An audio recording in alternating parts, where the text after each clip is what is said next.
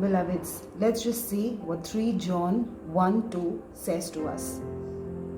The Word of God in 3 John chapter 1 verse 2 speaks to us, and it says, Beloved, I pray that all may go well with you and that you may be in good health as it goes well with your soul.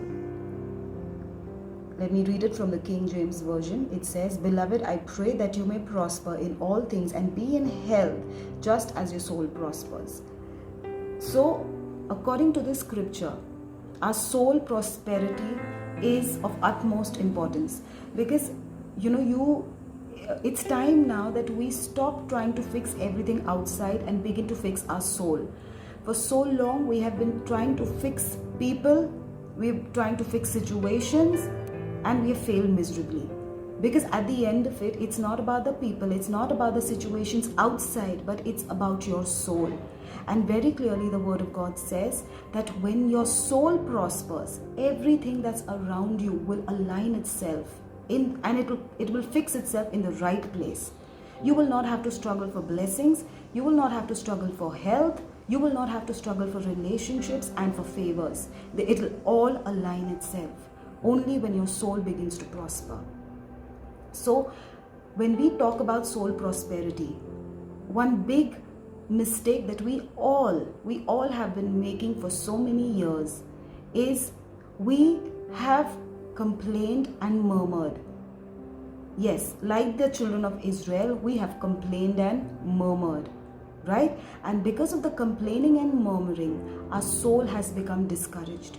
And Numbers 21 says that their soul was discouraged. So because of this complaining and murmuring, we have discouraged our soul. And what goes out of a discouraged soul is only the wrong things.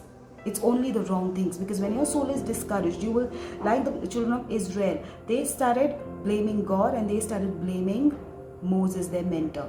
And that's exactly what we do. When our soul is discouraged, we start talking negatively about people, and we start talking negative about the situation and about our own selves. Now, because the children of Israel constantly kept murmuring, their discouraged soul made them focus more on what they didn't have.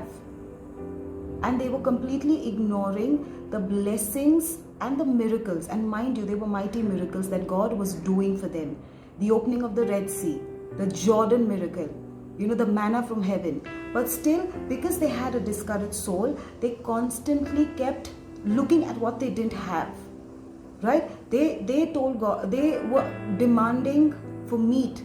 They said, God, we are bored of this manna, everyday manna. We cannot eat manna. We need meat. We need water. We need the melons of Egypt. We need this and we need that. And because of all this, they got themselves into a position where God started to get frustrated with them.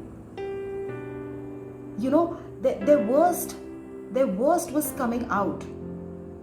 In spite of God doing all things for them, getting them out of slavery, they could not bring their souls out of slavery.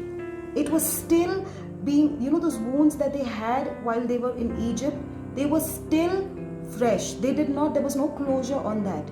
They were still complaining and murmuring because their souls were wounded. For all their lives, their souls were wounded.